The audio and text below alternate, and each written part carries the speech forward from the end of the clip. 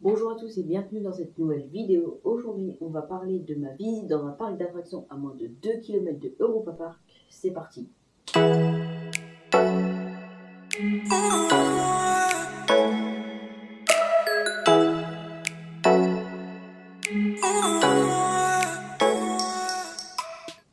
Mais avant de commencer, j'aimerais faire une petite parenthèse sur deux choses.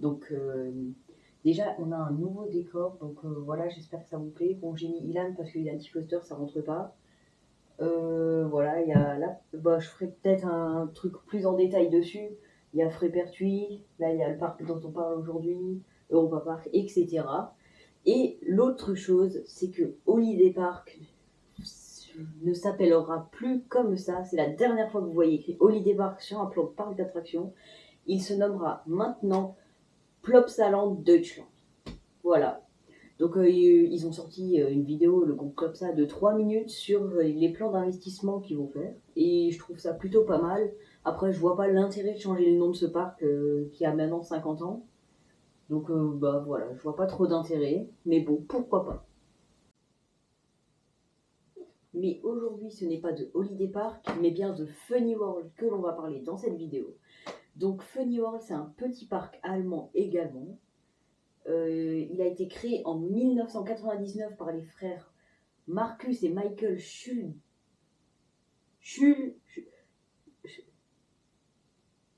Schludecker. Schludecker. Il est à moins de 2 km de Europa Park, comme j'ai pu le dire dans l'intro, à 5 minutes de la frontière française, donc c'est entre les deux, plus précisément dans la ville de Kappel, dans le Bade-Württemberg, donc c'est la région en Allemagne. Ce parc est composé de deux zones, une zone intérieure nommée Tortuga Kinderland, c'est une zone avec des parcs de jeux, etc., etc., et une zone extérieure nommée Der Mexico Park, dans laquelle on va s'attarder dans cette vidéo. Mais bon, je vais quand même dire le nom complet parce que ça me plaît de parler en allemand. Le nom complet c'est Der Mexico Park Funny World Familien Freizeitpark. Donc voilà, c'est pas la seule fois qu'il y aura de l'allemand dans cette vidéo. Il est composé de 40 attractions. Bof, hein. Je suis pas sûre qu'ils ont tout bien noté, hein, parce qu'il y a bien moins que 40. Et dans ces 40 attractions, il y a deux coasters. C'est ce qui nous intéresse. La cible du parc, c'est les jeunes enfants, bien sûr. On n'était pas la cible du parc en y allant. Mais bon, on y passe quand même une bonne journée. Je m'amuse à Funny World. Et dans ce parc d'attractions, il y a un principe. En gros, il n'y a aucun opérateur dans tout le parc. Le but, c'est de démarrer toutes les attractions soi-même. En gros, il y a des boutons à chaque attraction. Et c'est un constructeur en particulier qui fait ça. Et on en parlera dans cette vidéo. Et tout ça, c'était pour 18,50 €. On verra si ça les vaut à la fin. Maintenant, on va parler de l'entrée et du parking du parc. Donc quand on arrive dans le parc, on voit un panneau Funny World, donc c'est un peu logique. Et on arrive sur une longue allée avec des drapeaux Funny World. Jusqu'à là, rien de mal. On se gare sur un parking rempli d'herbe avec des barrières en bois. Ça, c'est pas, on s'en fout quoi, ça change rien. Et c'est pas forcément moche, donc ça va. Ensuite, on remonte de ce parking et on arrive à l'entrée du parc. On passe en dessous de l'arche avec écrit Funny World et on rentre dans un bateau pirate. Jusqu'à là, il n'y a rien de cohérent. Mais bon.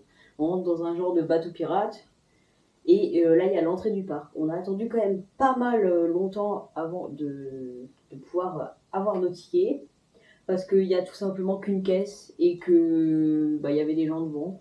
Bon, après, il n'y a pas vraiment besoin de mettre 5 caisses pour Funny World, quoi. Il y avait 3 personnes devant nous. Mais voilà. Ensuite, une fois qu'on avait nos tickets, on est passé dans la zone indoor. Voilà, un petit passage dans la zone indoor. Je m'y attarderai pas dans cette vidéo, je pourrais l'évoquer, mais sans m'y attarder. Et ensuite, on arrive dans le parc, donc à l'entrée du parc.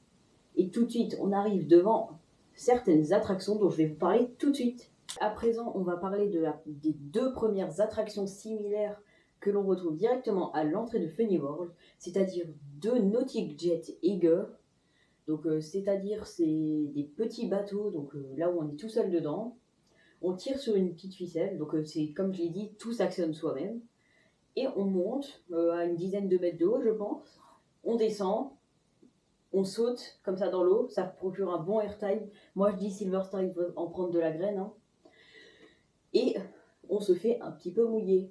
Donc voilà, c'est pas forcément thématisé, il y a surtout de la végétation des arbres. Donc ça c'est un peu comme dans tout le parc, il y a de la théma, mais c'est pas ouf, et il y a surtout de la végétation et ça c'est bien. Et donc voilà, on se fait mouiller, ensuite on revient, et c'est terminé. Il y a ce modèle 2 fois, et ils ont appelé ça Big Mountain Splash. Voilà. Donc c'est tout, on peut passer à l'attraction suivante. Nous retrouvons un peu plus éparpillé dans le parc de Luna Loop, pardon, de chez Hege. Donc encore une fois Hege. Donc on verra que c'est quasiment tout le parc qui est fait par ce constructeur. Donc c'est un constructeur qui fait des attractions qu'on fait soi-même. C'est ce que j'ai dit au moins déjà 3 fois en 5 minutes. Donc un Luna Loop, c'est un truc qui tourne sur soi-même et on a des petits boutons pour soit on va en arrière, soit on va en avant. C'est assez gerbant. Donc il y en a un qui est fixe, donc il bouge pas. Il fait juste des tours sur soi-même. Qui s'appelle Bongo Tomel et qui est pas vraiment thématisé. Bah, c'est juste une cage qui tourne, quoi. Voilà, je mettrai la vidéo, je l'ai sûrement. Et un deuxième en extérieur un peu plus loin dans le parc qui s'appelle Revolver Bill Rondeler. Donc c'est une chenille mexicaine et qui tourne comme ça, et sur un bras rotatif comme ça qui tourne. J'ai aussi la vidéo, je l'ai mis en short aussi. Donc voilà, c'est pas forcément moche, pas forcément beau. Je kiffe pas trop ce genre d'attraction, bah ça donne la gerbe quoi. Donc ça sert à rien. Je l'ai fait qu'une fois sur toute la journée, alors que vraiment il y a eu le temps de refaire les autres. Donc à présent, la vidéo va plus se tourner pas sur des attractions, mais plus sur des zones thématiques. Donc on va parler de zones thématiques après zones thématiques. Donc je me suis rendu compte en préparant cette vidéo qu'il y avait des zones thématiques. Donc c'est pour vous montrer à quel point on ne les voit pas dans le parc. Donc là, on va parler de la première zone qui est une ferme américaine. Voilà, pourquoi pas. Donc dans cette zone, on retrouve bien évidemment des tacos. Je n'ai pas le constructeur parce que je ne m'y intéresse pas. Donc c'est des tacos pas thématisés, mais pas vraiment bien quoi. Donc c'est des animatronics datés d'il y a 50 000 ans. Il y a un mec qui pêche depuis 1999, là le parc il a ouvert. Il y a des animaux variés partout, il y a des cerfs, des vaches, des poules, sans vraiment cohérence, quoi. Ils sont posés là, il y a un bruit de vache comme ça au milieu de l'attraction, et à la fin il y a un vieux monsieur avec la guitare comme ça, très vieux aussi, hein, très vieux. Je le précise, je l'ai filmé, je crois que je l'ai. Et voilà quoi. Donc les tacos c'est bien, mais sans plus. Je vais passer à la suite de cette zone. Donc je lis mes notes parce que je suis plus sûre de tout. Donc on retrouve un parc de jeux avec des balançoires, là où on tire comme ça, c'est des balançoires assez originales, c'est la première fois que je voyais ça dans ce parc. On retrouve un toboggan en forme de serpent, je crois que j'ai même filmé l'on-ride de ce truc, tellement que j'avais rien à me mettre sous la dent. Un toboggan sur tapis avec une belle vue sur l'hypercoaster Silverstar.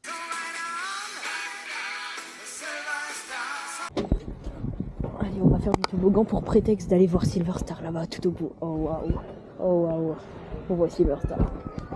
C'est bon, je suis amoureux. Regardez. Le fameux.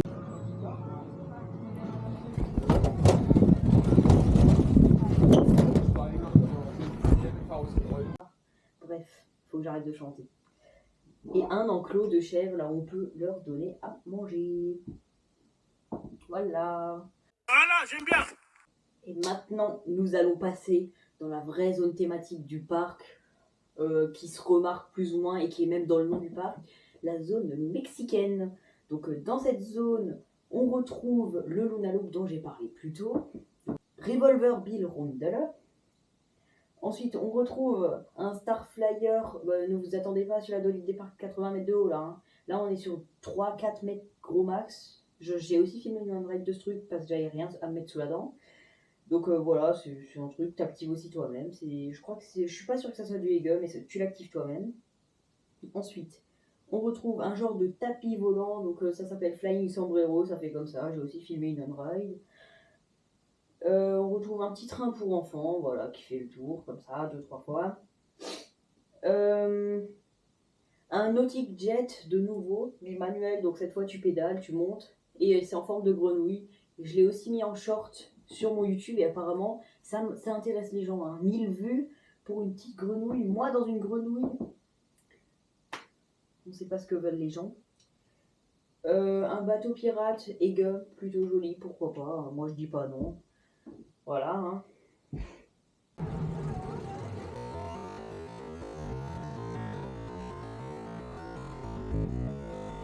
Je le mettrai dans la vidéo, ça va bien. Et oui, mamie, tu es dans la vidéo.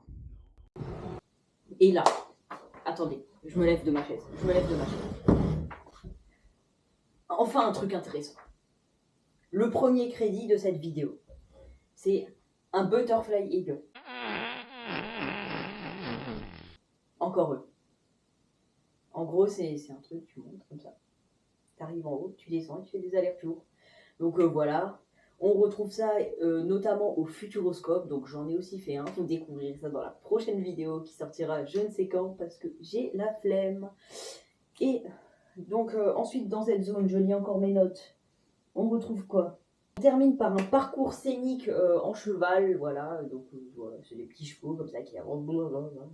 Et ça témoigne du rêve américain des Allemands dans les années 90. Non mais regardez-moi ce spectacle d'animatronics comme ça.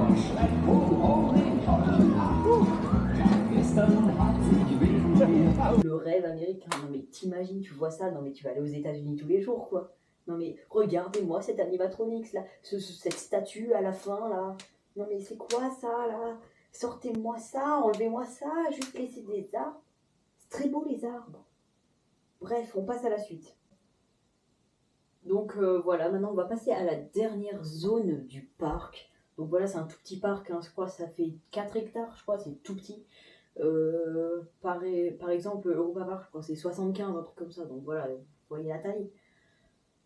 Donc c'est une zone thématisée sur le cirque, donc là on pourrait s'attendre à du bien. Bah non. Donc en gros, dans cette zone, il y a des petits trampolines, donc là ça amuse les enfants quoi. Il y a des petits flats qui tournent que tu actives encore toi-même. Et je ne les ai pas faits parce que je ne rentrais pas dans le wagon, tout simplement. Et il y a encore un autre truc qui était heureusement fermé ce jour-là parce que je voulais pas y foutre les pieds. Et heureusement que vous n'aurez pas de photo de ce truc. Il y a un genre de bâtiment, tu rentres dedans et c'est du cirque, il y a des animatronics, il y a des clowns maléfiques là, et qui jonglent. Oh là là, j'en ai fait des cauchemars de ce truc-là. J'en ai fait des vrais cauchemars de ce bâtiment-là avec des clowns et des otaries qui tournent là. Oh non mais c'est quoi ce cauchemar Vraiment, c'est... Voilà. Au début de... Bah là, on va continuer avec autre chose. Au début de la vidéo, je vous disais qu'il y avait 40 attractions à Funny World. Mais vous avez bien vu que là, je vous en ai pas cité 40. En fait, c'est parce que ils mettent... Je sais pas si vous voyez les trucs dans les centres commerciaux, là où tu mets une pièce, là, et ça fait comme ça, là, tout doucement, là, les petites voitures ou les trucs pas de patrouille, là. Bah, en fait, il y en a partout dans le parc. Il y en a facilement 15, 20. Et ils comptent ça à chaque fois comme une attraction. Et voilà, c'est pour ça qu'il y a 40 attractions, mais non, sinon il n'y a pas 40 attractions. Et il y a une attraction dont je ne vous ai pas encore parlé. Attention, je me relève. Vous n'êtes pas prêts, c'est une montagne russe. Ben, un autre Butterfly Ege, bien sûr. Oh Seigneur, la révérence, merci. Bah oui, mais c'est évident. Non mais qu'est-ce qu'ils auraient pu mettre d'autre, quoi? Oh. Donc voilà, on passe l'extasie. Il s'appelle Gold Minen Express, c'est ça.